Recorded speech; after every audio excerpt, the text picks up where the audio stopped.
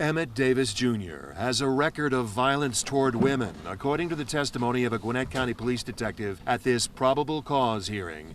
A violent temper that the detective says led Davis to kill his 19-year-old girlfriend, Silling Man, this past December.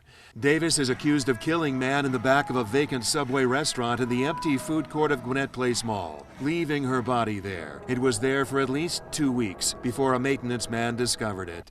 Detective Brian Dorminey says Man's blood and hair covered the crime scene. Man's ribs were broken, the fourth finger of her right hand, her ring finger, broken.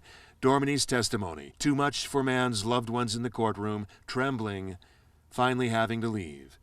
Dorminey testified that witnesses saw that Davis had been beating Man in the weeks before he killed her and controlled her to the point where she dressed like him and agreed to get a face tattoo like his, and that on the night Man was killed, the two took an Uber to the mall. Cell phone and cell tower records show they were there together, Dorminey says, and that Davis violently attacked Man with his hands, leaving her to die of asphyxiation and leaving on a door frame. On the frame, there's a fingerprint.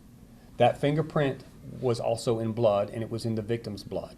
And that fingerprint comes back to the defendant's fingerprint. His fingerprint in her blood.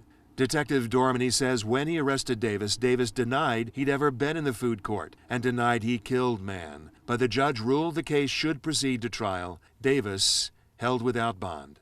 In Gwinnett County Magistrate Court, John Schierick, 11 Alive News.